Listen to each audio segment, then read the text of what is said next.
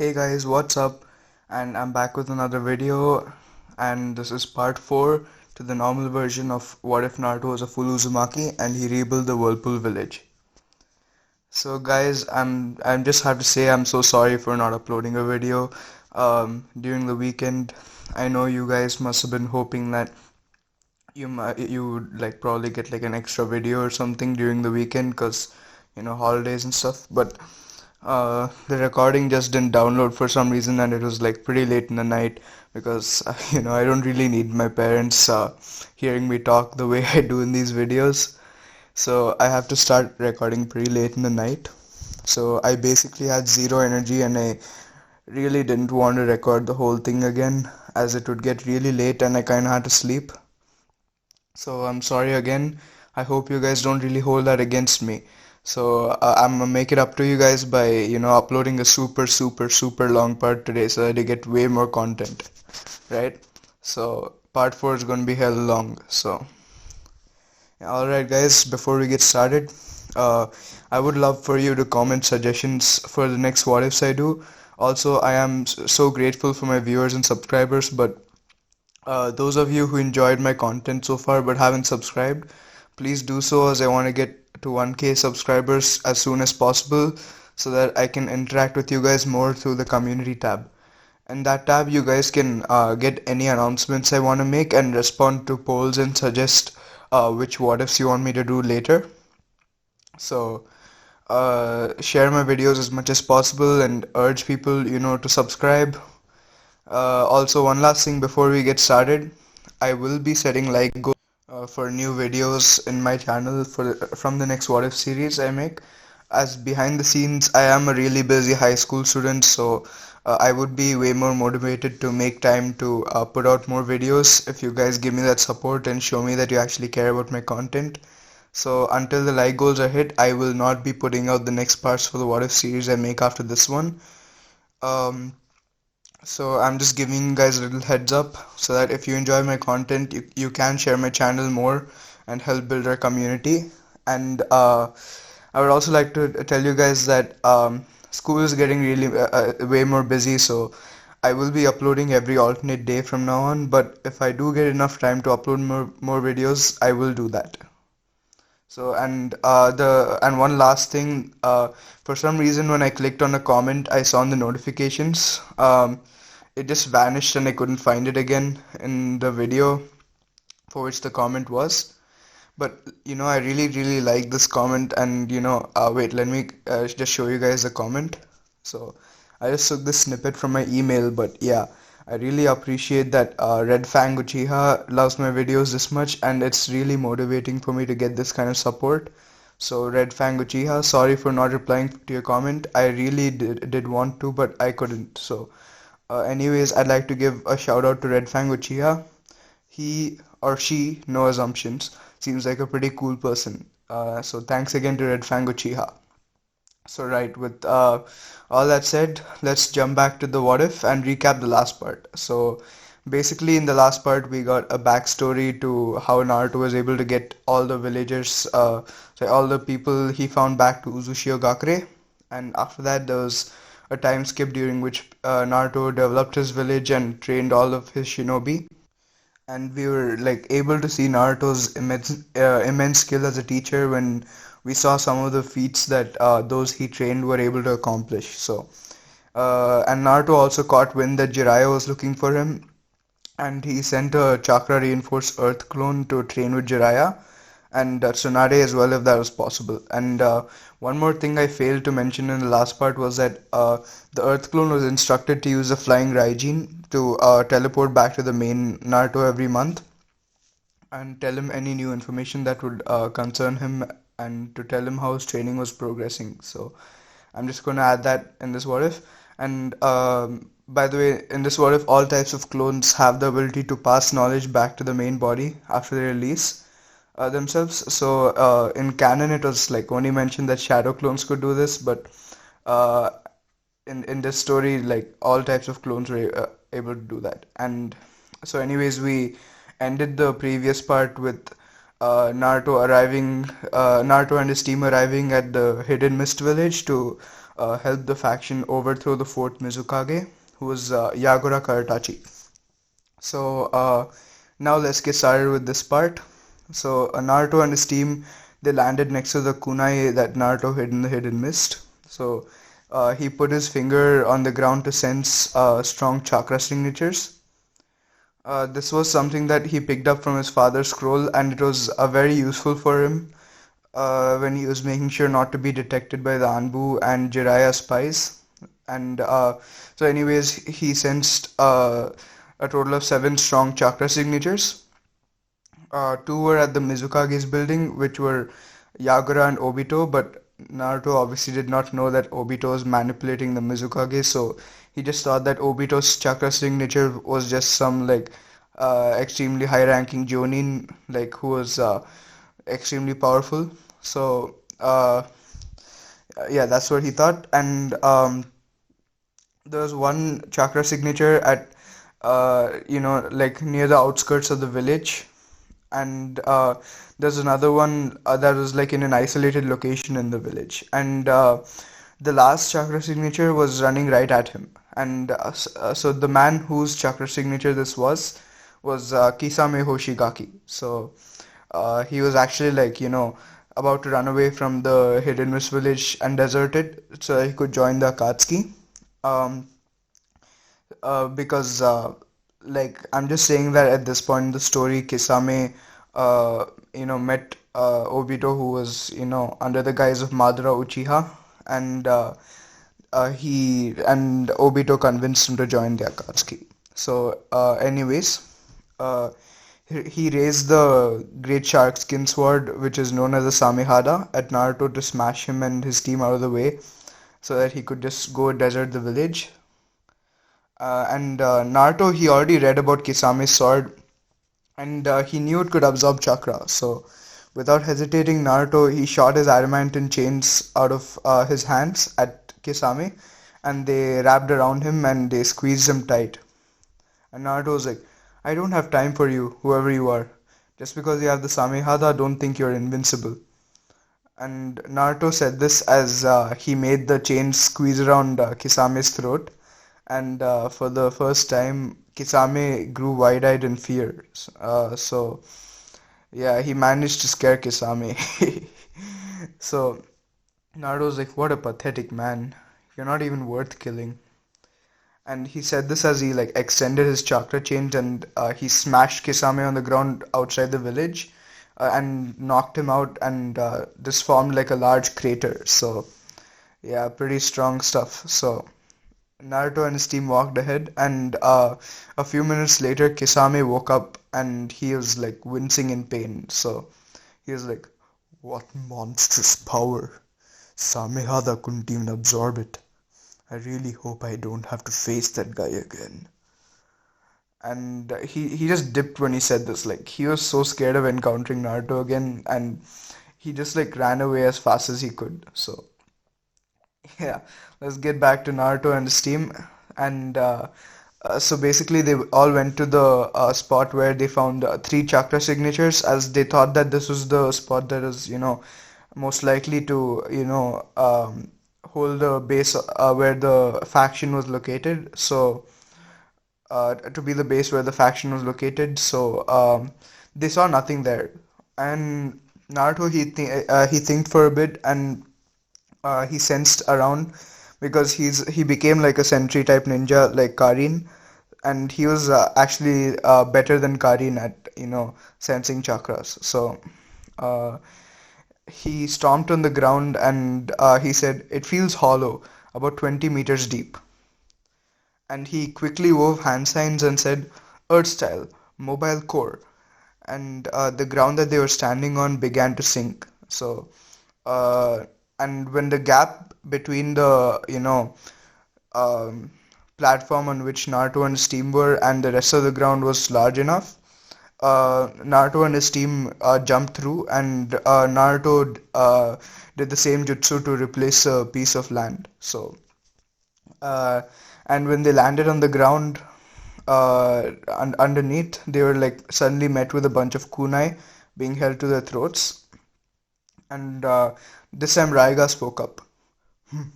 Is that all the defenses you guys have? Pathetic. And he said this as the entire team, they body flickered towards the table where Mei, Ao, and Chojuro were in the middle of a discussion, at least until they were intruded upon. So they were all like then on high guard as they jumped into a fighting stance.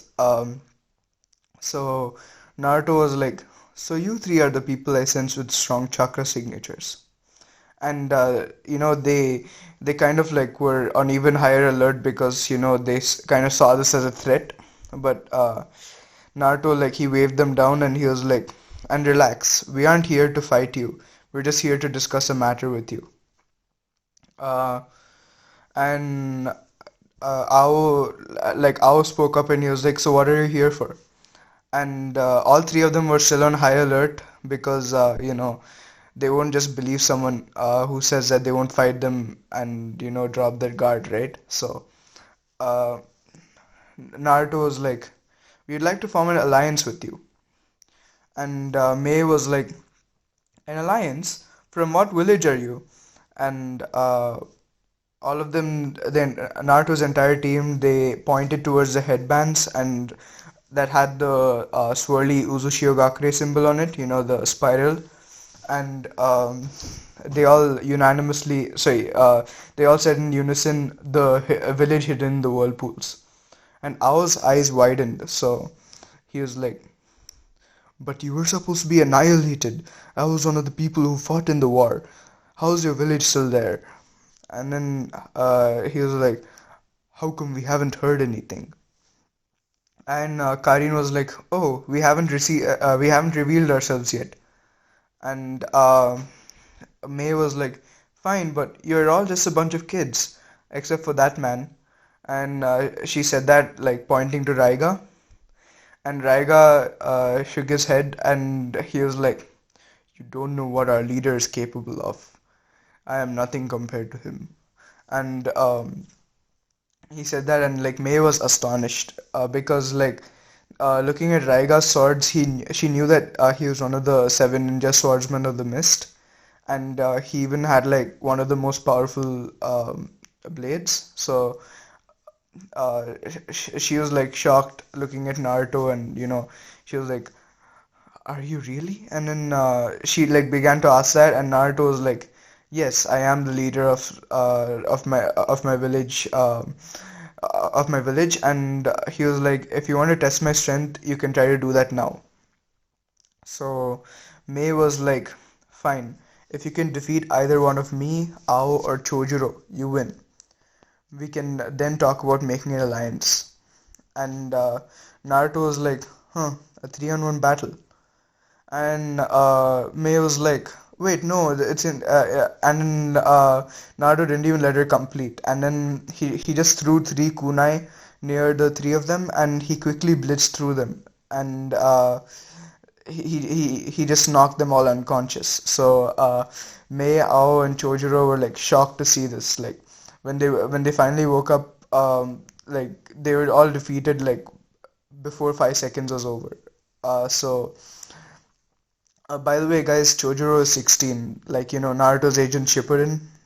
Because we didn't really get to know his age in the original Naruto series because. I don't know why, but I guess in that series he was around Naruto's age, but I'm just going to age bend him upwards to 16 in this what if. So, because his age is kind of irrelevant. So, anyways, Ao was like, he looked at the jutsu that Naruto just did and he was like, "That was the." And then Naruto just ignored what Ao was trying to say, and Ao was obviously like trying to say that it was the fourth Hokage's jutsu. So. Anyways, Naruto was like, "So I believe we have an alliance to discuss." And the three of them nodded and sat down with Naruto. So, yeah, so May was like, "All right, what are the terms you propose for our alliance?" And Naruto was like, "It's simple. We will help you defeat the fourth Mizukage and his forces, and in exchange for taking Yagura Karatachi in our custody." So He also told them that their village will send them supplies and rations uh, to the Mist Village in order to help the people. And Naruto was also like, we will also offer you military strength if if your village goes into war, but you must also do the same for our village if our village goes into war. So the three of them, which the three meaning Mei, Ao, and Chojuro, they discussed with each other for a little bit, and Ao was like, "We agree on your terms, except for one. What do you plan to do with the fourth Mizukage?" And Naruto was like, "I have a few suspicions about him." And like he didn't really reveal much else, but Chojuro was like, Chojuro was kind of naive because he was the youngest of the group, and he was like, "Well, we were planning on killing him anyways, so it should be fine, right? I mean, we will be able to start the coup earlier and free the village from the whole blood mist influence." And outside, like, looking at Chojiro's naivete, and you know, May thought about it for a little bit and said, "All right, you can take him, but please, we request that you also send some workers who can aid in the rebuilding of the Mist Village." And Naruto was like, "That can easily be arranged. We will also send a platoon of Earth Release users to help with the construction." And Mei, Chojuro, and even Ao were pretty satisfied with this. And Mei was like, "All right, so let's go. Let's get going then. We wouldn't want to waste any more time now that we have your support."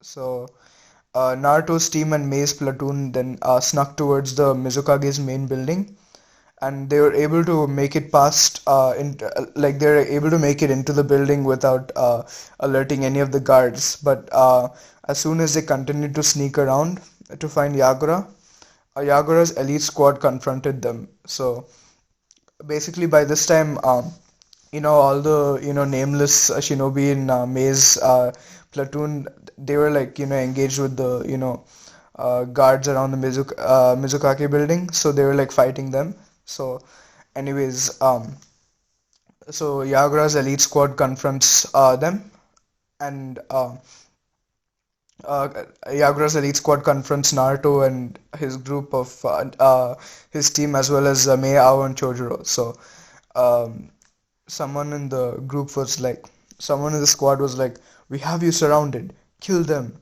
And that guy's like, he seemed to be the leader of the squad, and Naruto was like, "I don't have time for this." And he formed a Rasengan and added lightning nature to it. But like unlike in canon, it doesn't disappear. So I was thinking that the vanishing Rasengan is a cool concept, but I'm gonna have to say that it's really underwhelming for me because it's not like a powerhouse like a Rasen Shuriken. So I'm gonna change the concept of adding lightning release to a Rasengan a little bit and make it a bit cooler. So basically, Naruto's lightning style Rasengan shoots lightning Senbon at the target wherever Naruto wants them. Yes, Naruto is skilled enough to control millions of little Senbon using his chakra, and that's just how OP he is. And these Senbon, like they're not like regular Senbon. They kind of look like spindle-shaped Senbon, if you know what I mean, because the middle of them it's like kind of like a Rasengan, like how a Rasen Shuriken is, right? Like the middle is a ball. So basically it's like a concept similar to that. So um, and Naruto, he can freely manipulate the size and power of the Senbon like between a certain range. So yeah, by the way, I forgot to say that Naruto mastered adding all five nature transformations to Rasengan. So he has the fire style flaming Rasen bomb, which looks like a palm-sized sun. So it explodes on contact and it like incinerates the victim. So and you guys already know about the wind style Rasen Shuriken, like it's same as canon. And I already told you about the lightning style Rasen Senbon just now. And he has the earth style brutal Rasen Pulverizer. So basically, this looks like a Rasengan, but it's like made of tiny, violently spinning sharp rocks. And you can basically tell from the jutsu's name that it's pretty hardcore stuff, you know. So basically, whatever it hits will basically be put in the food processor and be blended to smooth. So yeah, it's pretty OP and destructive. So and his water style whirling Rasen torrents is dangerous as fuck, man. Like, if it hits the target, what am I saying?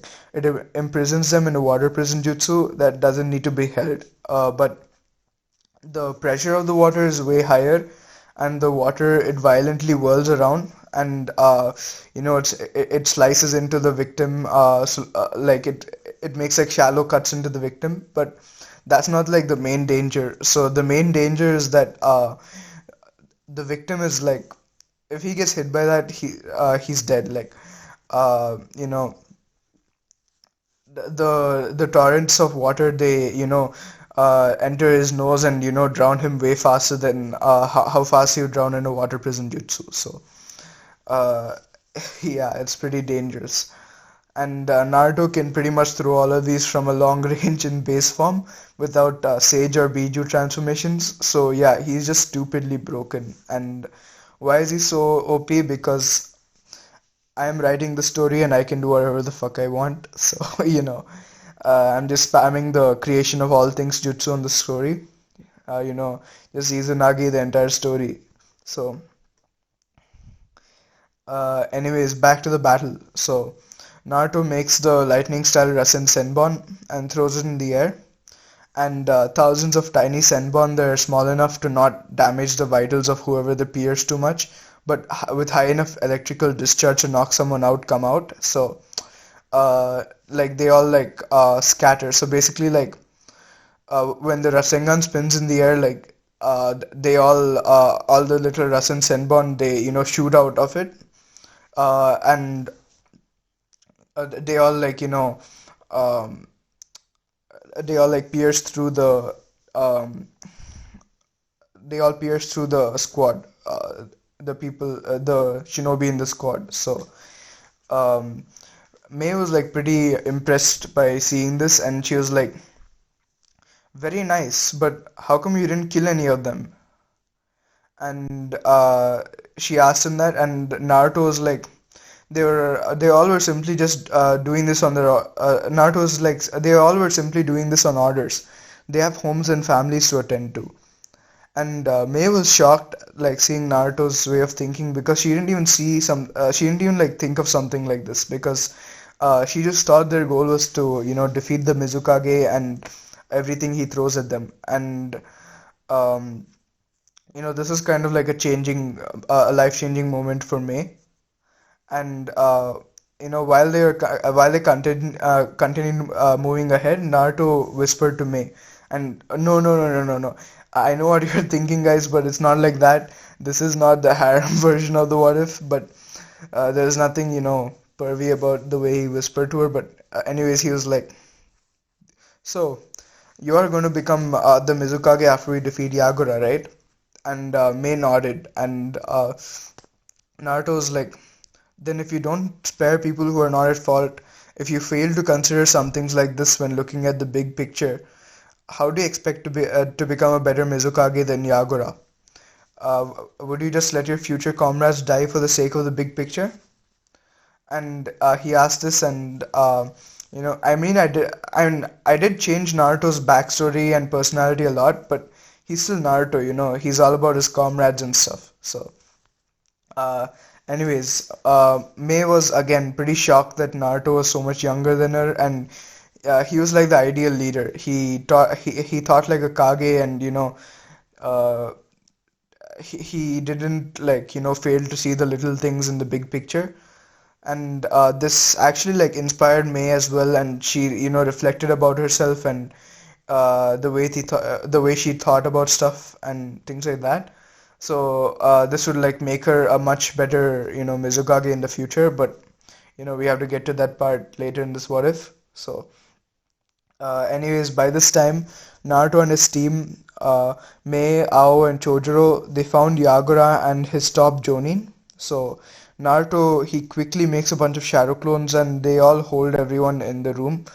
So, and this includes both his allies and Yagura and his Jonin. So, May was like, Naruto, what are you? And but Naruto didn't even let her complete, as he just like teleported all of them to a large clearing outside the village, where he left like a flying Raijin sealing formula. So uh, then he released his clones, and he was like, "This way, we don't wreck the village."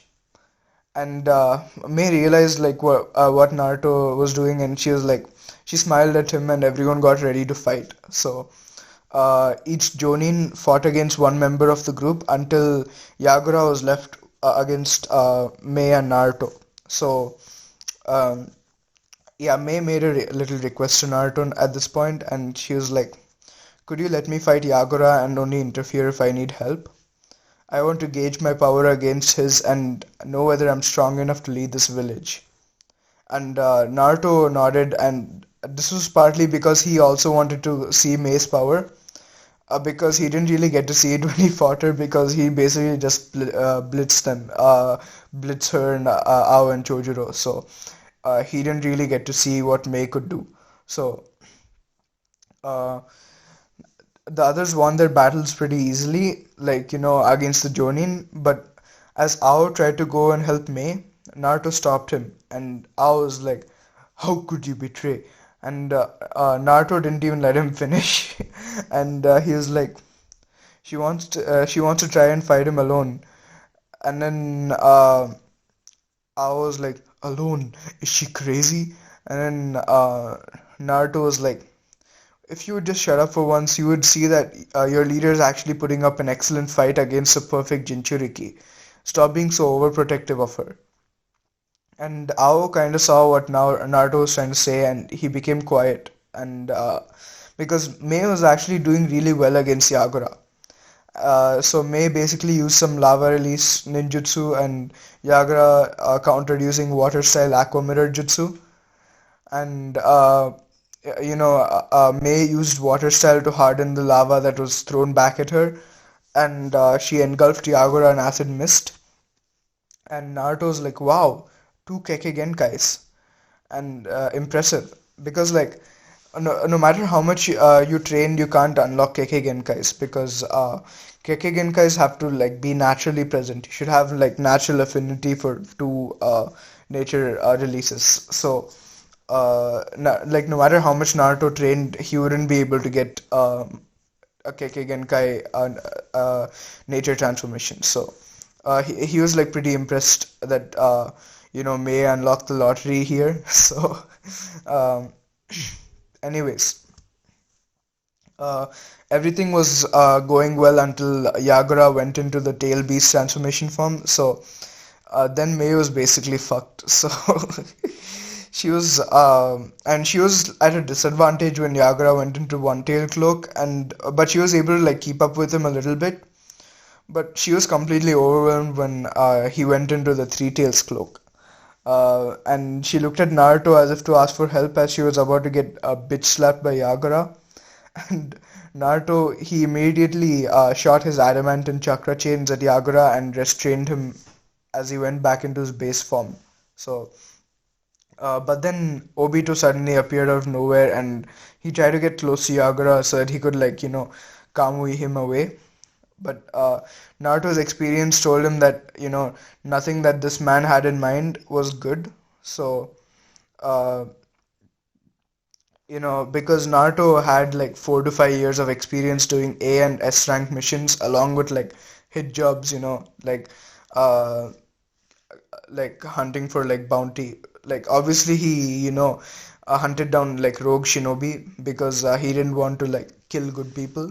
So, anyways, before Obito could react, Naruto threw something at him and said, "Earth style, brutal Rasen pulverizer." And this jutsu is aimed straight at Obito's heart. So Obito realized that he didn't really have enough time to phase through the attack because it was just way too fast. But he quickly and so he quickly tried to dodge it, right? Like he just like quickly moved to the right, but uh, the attack was still too fast, and it basically decimated Obito's entire left arm. So Obito looked at his left arm in a split second of horror, and this was enough time for Naruto to weave hand signs way faster than Kakashi and Shippuden. Like, remember the bell test that was there in the in like one of the first few episodes of Naruto Shippuden, when Kakashi was like, weaving hand signs like, super fast. Um, Naruto weaved hand signs like, 20 times faster than that, and he was like, Earth Cell, Impaling Jutsu. And this caused spikes of rock to form from the ground and quickly pierce through Obito's shoulders and thighs. And Obito, he wasn't able to react because, like, he was in that split second of shock, and Naruto was able to, like, pierce him. So uh, spikes basically impaled Obito's shoulders and thighs to hold him in place. So and Obito was like shocked that someone was able to catch him off guard like this. And Naruto was like, "It's clear that you were the real Mizukage up till now. Now tell me who you are and what your plans are. As you see, I haven't pierced your vitals, so you won't die before answering our questions." And Obito was like even more astonished now. And this was like the first time in years that Obito was actually like, fearful, like not for himself, because like he could easily just Kamui out of the earth spikes now, and get Kakuzu to heal his arm and to reattach his arm or something. But you know he was fearful of the plans that he had for the future. And but Obito didn't say anything, and he just walked out of there using the Kamui. And Naruto, he thought a little bit to himself, and he was like, I have a feeling I should have gotten his vitals as well and killed him. I think he will be dangerous in the future. And again, May was pretty impressed that Naruto was so skilled for reacting so fast and taking such swift actions. So he knew it would take an insane amount of skill to put a perfect Jinchuriki in a Genjutsu, and to catch the person behind that off guard like that. Like, May was really impressed with Naruto. So uh, and then May asked Naruto, now that we know about what happened with Yagura, can he remain part of our village? I know it's against the terms of our alliance, but we can protect him. And Naruto replied and said, I have a bad feeling about that man. No offense. I believe, but I believe that my village can do a much better job of protecting him. You see, I asked myself why that man would control the Mizukage instead of one of the other Kage. And I think it might have something to do with the tailed beast that's sealed inside him. I may be reading a little bit too much into the situation, but I believe that Yagura should be in our village and under our protection. And May nodded, looking a little dejected. So uh, Naruto promised her that his village would fulfill their part of the to the alliance by sending them the promised whatever they promised within the week. And Naruto was about to leave, and May stopped him, and she was like, and Naruto was like, "Is there something else I can do for you now?" And May was like, "I never got your name. Can you at least tell me your name?" And then and don't forget, Naruto and his team are still wearing their Anbu masks. They didn't lose their masks. Uh, so Naruto was like, there are many spies everywhere, and there's some things I really want to do before I reveal my identity to the people who aren't from my village. But I do plan on revealing myself to you and everyone else soon. Uh, would you mind telling me your name? And then May knew that Naruto would find out her name soon enough anyways, so she just decided to tell him, because unlike Naruto, she didn't really like mind giving her name. So she said, "It's May Terumi." And Naruto was like, "Alright, May, Lady Fifth Hokage. Sorry, Lady Fifth Mizukage. I hope we meet again soon." And Naruto and his team all teleported back to Uzushio Gakure, with Yagura being carried out on Naruto's back. So When Naruto got back into the village, Yagura was laid down on the bed, and Naruto was like, Karin, please use your sensory skill to sense the state of his chakra. And as Karin did this, she was like shocked, and Naruto was like, Karin, what's the matter? And Karin, she blushed a little bit, uh, seeing Naruto like all panicky and stuff, like because she found him cute that way. And but Naruto, he saw this and he was like, Karin, please focus on the situation at hand. And Karin was like, he is in a genjutsu. He's unconscious, but he's still in a genjutsu, despite being a perfect Jinchuriki. And Naruto was like, that is one strong genjutsu. That man, that masked man in the mist village, he was very skilled. And he does a hand seal and he touches Yagura with it. Oh no, guys, that sounded so wrong. He did a hand sign and he basically brought his fingers to Yagura's forehead and said, "Release." And he pumped up a huge amount of chakra into Yagura's forehead, and Yagura finally woke up and he was like, "Where am I?" And Naruto, he turned at him and smiled, and he was like, "So, you're awake now, huh?" And now we have a time skip of 2 years, and Naruto's 13 now. So during these years, spies from the other four great nations, they made several attempts to infiltrate the Whirlpool village, as they heard about like what happened in the Mist village, but they all failed. The Stone Village sent Kurotsuchi, the Tsuchikage's granddaughter, the one with that cement release thing. I think it was called corrosion release, but anyways, that doesn't matter right now. So the Cloud Village sent Darui, the Raikage's right hand man, and the Sand Village sent Baki, who was that guy who was in charge of Gaara's team in the Chunin exams, the one with the white bandages, basically like the Danzo of the Sand Village. So yeah, and Konoha sent Jiraiya. Uh, so Jiraiya actually took Naruto's clone with him so that Naruto gets some experience. And just for some plot armor, the Earth clone grows along with Naruto to make it seem like he was really Naruto. Like the Earth clone basically um, like as Naruto ages, the Earth clone ages as well. So he looked like a 13-year-old. Like the Earth clone looked like a 13-year-old. So um, yeah, and don't worry guys, I do promise I will cover what happened with Naruto's clone in the next part of the What If. Anyways, all the spies, like right as they bump into the barrier seal protecting the village, they're surrounded by two of Naruto's Jonin, and before the spies even see them, the Jonin weave like really fast hand signs for water style, water prison jutsu, and they were strong enough to imprison the spies without having to stick their hand into the water prison to hold it. And they all like question the spies of their motives, and all of them like they give like a fib, and they leave.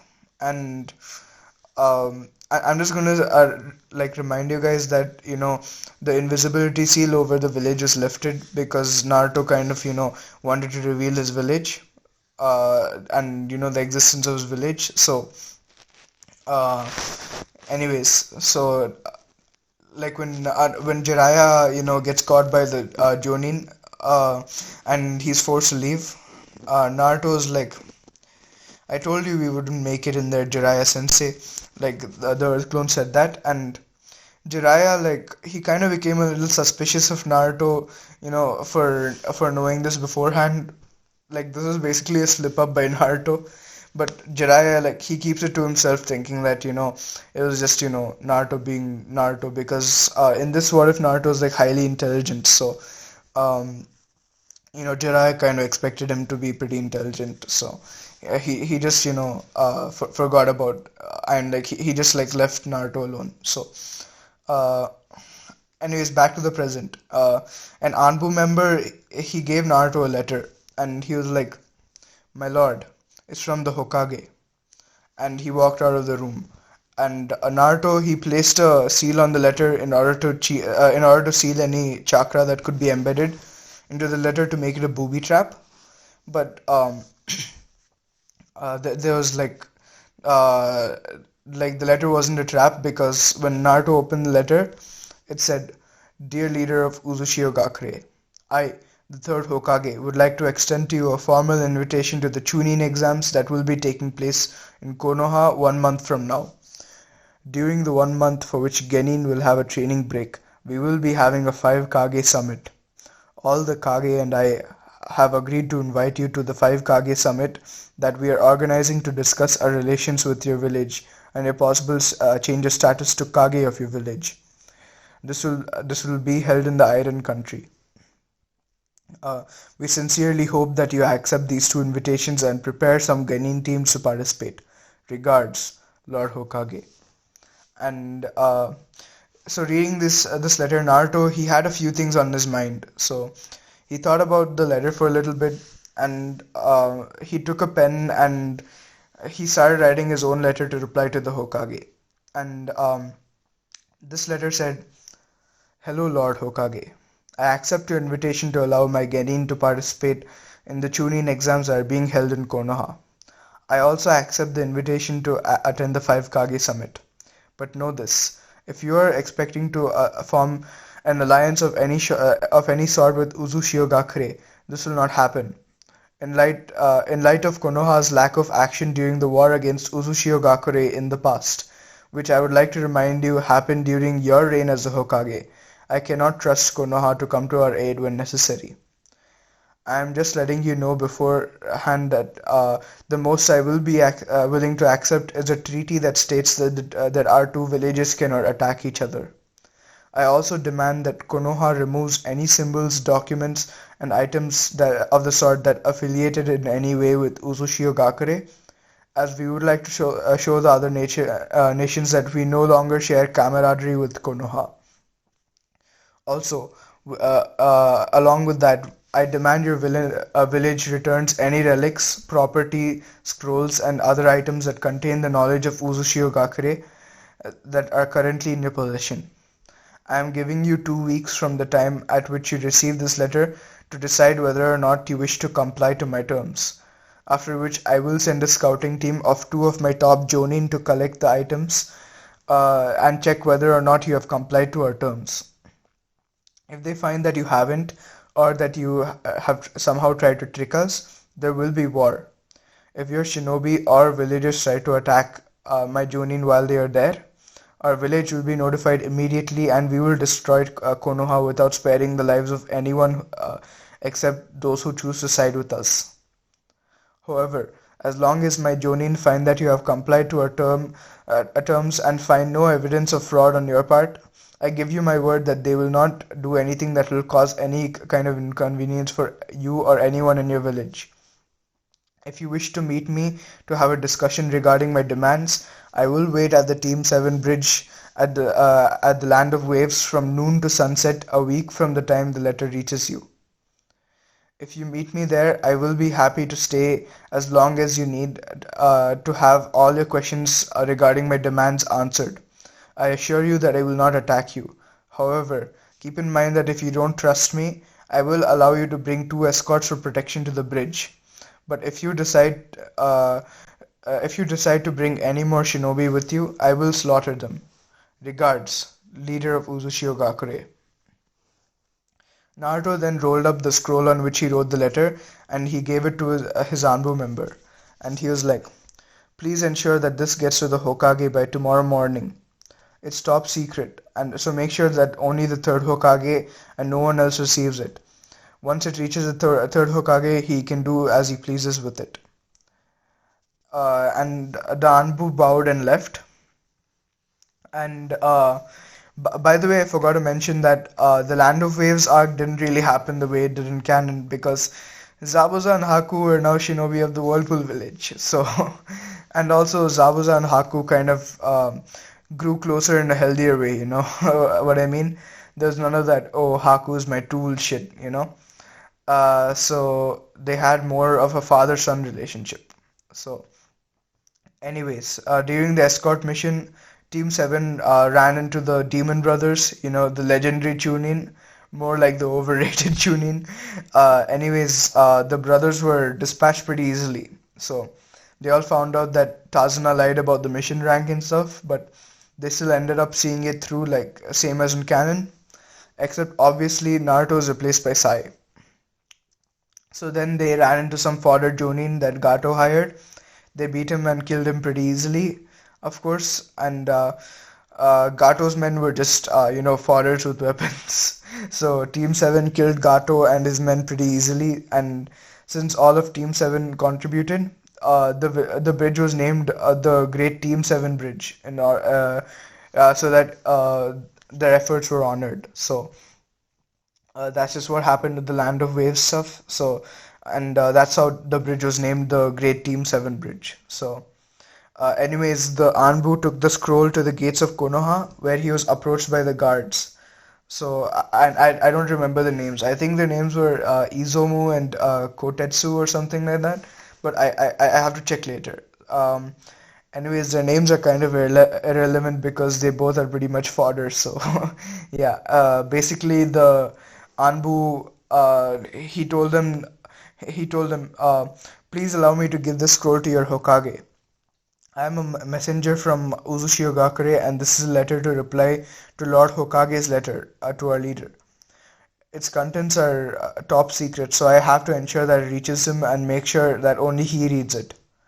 And the guards are like, all right, but we don't know if we can trust you, so we will accompany you to the Hokage's office and back out of the gates, and in order to make sure you don't harm anyone. And the Anbu was like, that's fine by me, as long as I can ensure that my mission is complete.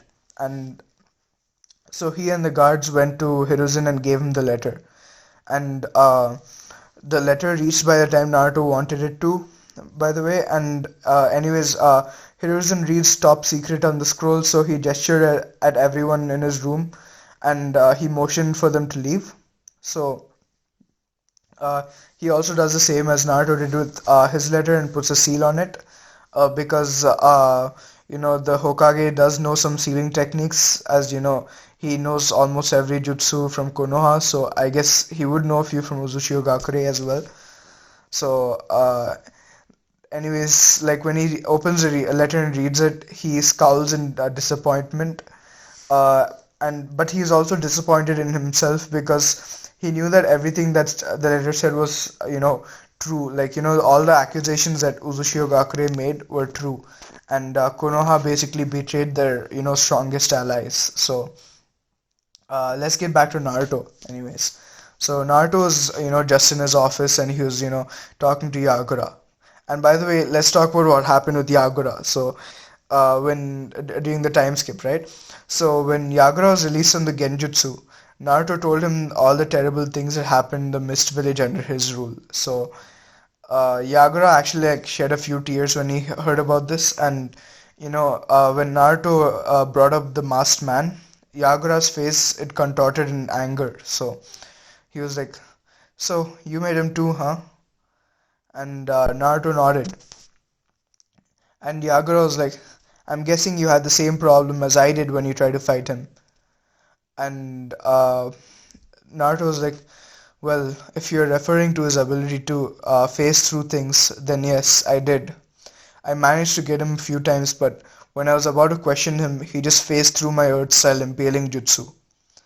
And Yagura was pretty impressed, right? Because unlike Naruto, Yagura was unable to land a single hit on the masked man, who we know as Obito Uchiha. So Yagura was like, since you were able to damage him, I think that you have the best chance of fighting him out of anyone. So I will tell you whatever I was able to learn about him while I was under the Genjutsu. He has a Mangekyo Sharingan in his right eye.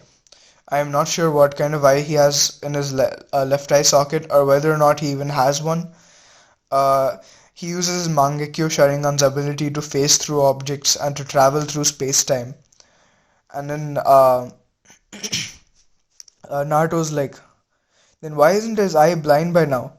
I read that overusing the Mangekyo Sharingan will make the user blind. And uh, Yagura was like, that I don't know, but he is the leader of an organization known as the Akatsuki. They are after people with tail beasts inside them, like us. His name is Madara Uchiha. And of course, this is obviously not Madara, but Yagura thought it was. So, uh, so then that's because that's what the masked man said his name was when he was recruiting Kisame into the Akatsuki. So, anyways, Naruto's eyes grew wide, and he was like, he was Madara Uchiha? Are you sure? And Yagura was like, that's what the man said his name was. And Naruto was like, I did my research on Madara, and he did not seem to be the type who would get hit by my attack so easily. He also had different Mangekyo Sharingan abilities. He had the black flames of Amaterasu in one eye and Blaze Release in the other.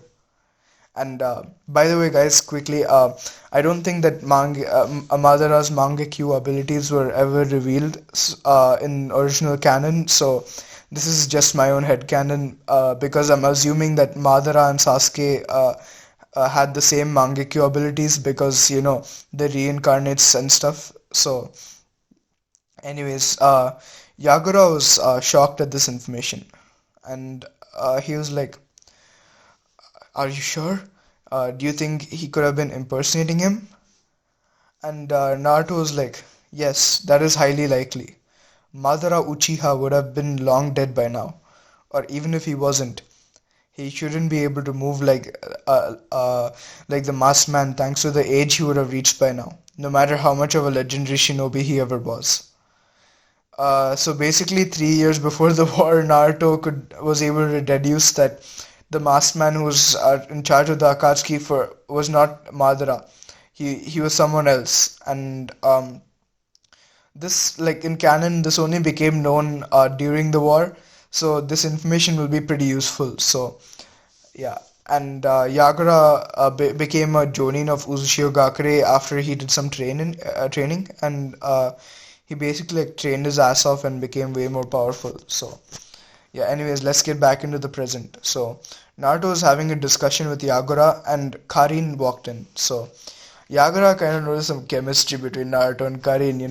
And so basically he took his leave and he was like, alright, I'll be leaving now, Naruto. As he gave him a knowing smile. And by the way, Naruto wanted every one of his villagers and shinobi to address him by his name without using, honorifics and titles and stuff, because that way he felt closer to the village and, the people in the village. So, anyways, Naruto saw Yagura give him that, that teasing smile, like, and he went a little pink, but it wasn't really noticeable enough for Karin to notice, so Karin didn't really see it. So Karin was like, Naruto, I have something to discuss with you. And by the way, Karin was Jonin level even by Naruto standards. So she wasn't like as weak as she was in canon. Like, because in canon the only thing she could do was like sense if people were there and have people bite her to heal themselves. So and towards the end she had her Uzumaki chakra chains, but then she didn't really do much at all. So yeah, she was pretty useless. So uh, but in this, what if she was high Kage level? So as she was proficient in four nature releases, which are water, earth, wind, and lightning, and she was also highly skilled at Uzumaki sealing jutsus, which included the adamantine sealing chains. So yeah, Karin was a beast in this what if. So uh, anyways, when Karin said that she has to discuss something with Naruto, Naruto responds by saying, "How important is it?" And Karin was like, "Oh, it can wait for a few days. One of the civilians just needed to send you some documents regarding a shop that he wants to open." And Naruto was like, "I'll go through it tomorrow. But as of now, would you like to go out with me?"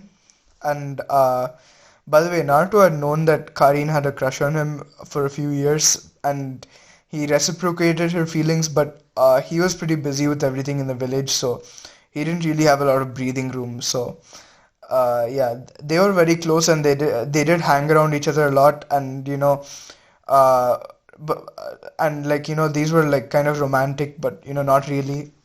So they didn't really call the time they spent with each other dates, but they both knew, and Naruto knew that Karin liked him, and they both loved each other as friends though. So anyways, Karin blushes like Karin blushed heavily, and her face is like the same color as her Uzumaki hair, like her red Uzumaki hair, and she was like, Really?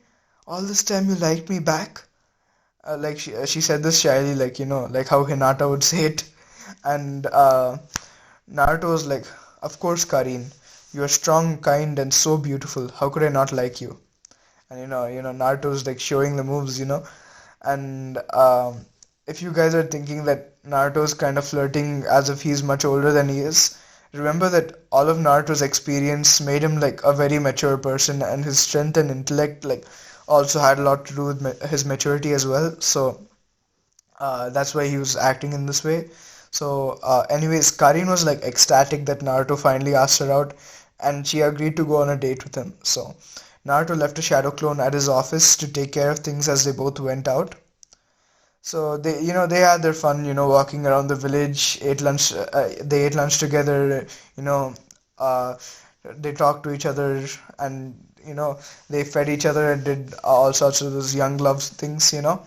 So anyways, after they're ready to go back home, they kissed, and and nothing else, you perverts.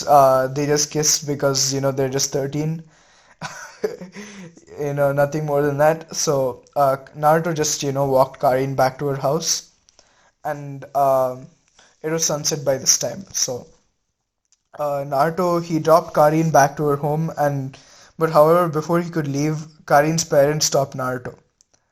And Karin's mom was like, "Naruto, now that me and Ray are back together, we want to have a second child. And obviously, we can't really try to get pregnant while Karin is in the house because we need her privacy. You may find that's a little strange that we are telling you about this, but you are the person we trust the most. So we humbly request you to allow our daughter to live with you until we are ready to call her back. We know you will take really good care of her since we can see that she is very special to you. Will you please do this for us?" And guys, Naruto is way more mature in this what if, so he doesn't really like tease Karin's parents or anything, and he agrees to allow Karin to live with him for a while. And also, he wouldn't mind getting a little closer to Karin. So you know what I'm saying, right? I mean, obviously they wouldn't, do that, 18 plus shit, if you get what I'm saying. They're still 13, so the most they would do would be like make out for a little bit. So I mean, the age of consent is 14 in Japan, but I'm not going to make Naruto do the nasty till at least the Shippuden time skip. So anyways, Naruto and Karin's parents, they both told Karin that she will get to live with Naruto for a while, and she goes super red again, and she was like, Really? You'll allow me to live with Naruto?" And Karin's parents, like, they smiled at her and they nodded, and Karin, she instantly ran up to Naruto and jumped up in his arms and hugged him. And Naruto, he was like, he also went pretty red in the face, and he was like, "Whoa, easy there, Karin. Don't forget, we are still with your parents." And Karin, she quickly jumped out of Naruto's arms, and she apologized to her parents, who kind of laughed about this. And by the way, guys, I'm doing the Naru X Karin ship along with a couple of others in this what if, and this is because since Naruto is a full Uzumaki, I really like the idea of him getting together with another Uzumaki, and I don't know why, but I just like this idea, and probably because their child's going to be pretty OP, because their child would be a full Uzumaki.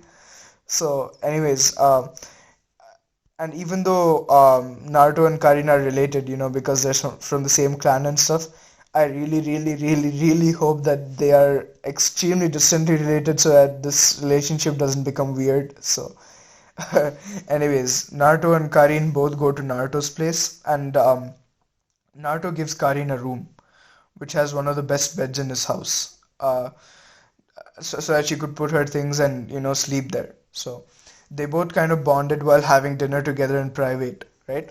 And this is because remember, Naruto lived in a pretty big house, and as he was really close with his advisors and other officials, they all lived in separate rooms in his house. So Naruto's house was kind of like a mini apartment. Anyways, like after eating dinner, Naruto brought Karin back to her room and he said, "Sleep well, Karin," and he left. However, while he was asleep, he kind of woke up in the middle of the night, sensing someone walking over to his bed. So he initially thought that this was someone trying to attack him. So he quickly substituted himself out of the bed and snuck behind the person, and he held a kunai to their throat. But he instantly saw who it was and put his kunai down. He was like, "Karin, what are you doing here?" He said that quietly, and Karin was initially pretty startled, It would scare anyone seeing kunai right at the throat. So like when she saw Naruto react like this, she was pretty startled, but she regained her composure basically. So she was like, "Naruto, I couldn't sleep, so I was wondering." And she left it off there, and she like kind of blushed and looked away, and Naruto was like, "If you can sleep with me." Like he completed her question, and Karin turned even redder than she already was, and she was like, "Well, yeah."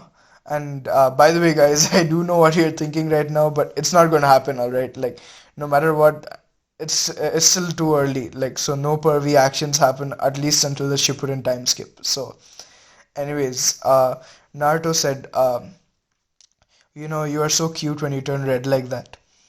As he like ran his hands through Karin's hair. So Naruto is, pretty good player, like uh, he knew how to keep his girls happy. So, uh, Naruto agreed to let Karin sleep next to him, and Karin, she like cuddled into Naruto and put her head on his shoulder, and Naruto put his other arm around her. So, soon after that, like both of them drifted off to sleep. So, yeah. Meanwhile, back in the Leaf Village, Hiruzen is kind of panicking because of the letter. He's like not happy at all. Like he didn't expect that this is how it would turn out. So he called a meeting with the clan heads and elders, the civilian head and Danzo. So basically, like all the main people. And by the way, I'm gonna say that like all the people who were in the council room right now, they knew about the truth of about the Uchiha clan massacre. So and it was like an S rank secret. So uh, only they knew it. Like just for plot convenience, I'm not gonna say that only the elders Danzo and Hiruzen knew about it. So all of them in the room knew about it. So yeah, let's get back to the what if. So. Um, Hiruzen, he passed around the letter, and all of them read it, and Hiruzen started the meeting, and he was like, "Well, we have a lot to discuss here. Who would like to start and say whatever they have in mind about this letter?" And surprisingly, it was the elders who went first because, and I say surprisingly because the elders, they're pretty lazy, to be honest. I hated the elders while watching Naruto. Like, I was like, why don't these two people just hurry up and die? But anyways, that's not the story. So the elders, they go first, and they're like, "Well, we don't really like what this letter says, but every word about it is true. That time, Hiruzen, did we not advise you to help Uzushio Gakure when they were attacked? The battle lasted for 2 whole weeks and no action was taken by you. And by the way, guys, remember that the elders were appointed by the first Hokage, so they had a sense of like camaraderie when it came to the Uzumaki clan. Due to the friendship between the Senju and Uzumaki clans. So basically, like when the elders told Hiruzen this, like Hiruzen, he kind of looked down in shame. So then Shikaku, who was like the head of the Nara clan, if you guys didn't know, he was like Shikamaru's father. So he spoke up and he was like, "Elders of Konoha, with all due respect, I believe that you are to blame as well. You, together with Danzo, have done so many shady things without the approval of Lord Third. This includes the massacre of the Uchiha clan. Why is it that you are so quick to take action when it involves using violent methods, but when it comes to protecting your comrades in arms, you let Lord Third's indecisiveness get in the way of your actions? And this is also like kind of a jab against the third Hokage because he was saying that the third Hokage was pretty indecisive and but anyways like the elders were kind of ashamed of themselves hearing Shikaku speak and Danzo was also kind of ashamed of himself because but this was for a different reason like obviously Danzo wouldn't really like be ashamed of himself for letting comrades go and stuff. He was ashamed because the Uzumakis were the only ones capable of containing the Nine Tails due to their special type of chakra, right? This is already established in the original canon. So, and since they were no longer allies of Konoha, Konoha couldn't obtain any people suitable to become Jinchurikis anymore. So yeah, his reason was a lot more selfish because he's Danzo, but he saw this as a pretty big problem for Konoha, and since the other villages had the tail beasts as well, like it kind of was a big problem, but it wasn't really the first problem in the minds of everyone else, like the top priority. But anyways, the third Hokage sighed, and he was like, "Well, there is no point in blaming each other now. We have to figure out how to deal with this." And now the civilian head spoke up, and he was like, "Why can't we just go to war against him?" And like everyone looked at the civilian head as though he was stupid because you know it is pretty stupid because they didn't know the strength of Uzushio Gakure, and from what they heard, like they heard the tales about Naruto, and they didn't know it was Naruto, but they heard the tales of Uzunin, and uh, they knew that they were really strong. So and the third Hokage was aware of the fact that Jiraiya failed to even enter the village when he was trying to spy on Uzushio Gakure.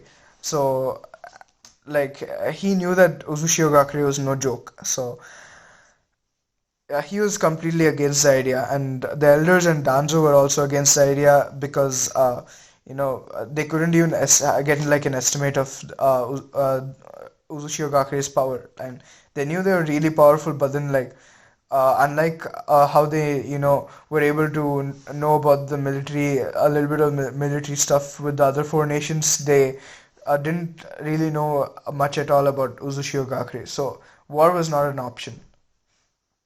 So Hiruzen like then he made his suggestions, and he was like, actually, I have a plan to go to the bridge tomorrow and negotiate with the leader of Uzushio Gakure. Sorry, not tomorrow, next week. So he was like, my plan is to go to the bridge next week and negotiate with the leader of Uzushio Gakure. The things he demanded for are very valuable to Konoha as well. I will be taking Kakashi and Gai with me as my guards. And Danzo and the elders actually like agreed with Hiruzen for once because like this was the best option in their opinion, and they're like, yeah, that is the best possible option we have as of now. And Hiruzen like he then turned to Danzo and he was like, and Danzo, don't try to send any root Anbu to trail me. We don't know this person's abilities. And then Danzo he gives Hiruzen the okay, and he said that he won't do that, but like obviously he would do that because he's Danzo. And Hiruzen he prepared. He was like making preparations to lead the next week, and he was like, Shikaku, while I go, I'd like you to uh, be in charge of making decisions in my absence. So uh, he basically made preparations to leave, and uh, that's when Naruto assembled his team of Genin. So like while Hiruzen was doing busy with that, Naruto was assembling his Genin. So he had two teams of Genin that he was preparing to send to the Chunin exams, and they were Team 1, which consisted of Chino Chinoike, Akari Kaguya, and Karin Uzumaki. Wait, I'm not going to put Karin Uzumaki. I'm going to let's say that Naruto found another Uzumaki during his travels, and let's say that this Uzumaki was Kin Uzumaki. So the team one will be Chino Chinoike, Akari Kaguya, and Kin Uzumaki. So this is going to be a pretty OP team because Chino Chinoike, her Ketsuryugan and stuff, and Akari Kaguya is another survivor of the Kaguya clan. And Kimimaro actually said that she inherited the Kekkei Genkai of the Kaguya clan more strongly than even he did. So basically, she could shoot out bones, and when they pierced her target, they would burn them. Like it's basically like a sword engulfed in fire release. So this is like a step closer to Kaguya's ash bones, which as soon as they pierced the target, they would turn to ash and die. So this was basically like the Kekkei Genkai of Akari Kaguya, and also Kin Uzumaki was an Uzumaki, so she had her Uzumaki training, so she was like OP as hell. So, and then Team 2 consisted of Uchiha, Kei Uchiha, and Raiju Uchiha. So basically the Uchiha siblings. So Naruto, he trained the Uchiha siblings, but then according to him, they were still Genin level, like high Genin level at that, which means basically like elite Jonin level according to other villages. But like according to his standards, they were still Genin, but they were ready to take the Chunin exams. So the Uchiha siblings were Team 2. And yeah, these teams are basically going to destroy all the other teams. So yeah, now that we have assembled the Chunin exam teams, I'm going to leave it off here, guys. I know that the plot is kind of thickening a bit, and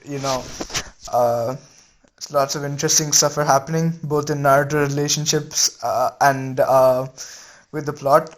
So I'm sorry to leave you hanging, but it's already getting pretty late. The video has already been longer than an hour. So we gotta drop it off here. So if you like the video, please give it a like, share it with your friends, and subscribe to my channel, and give your comments on your thoughts about this video, and comment suggestions for future what ifs I can do. And that's it. Thanks for watching, guys.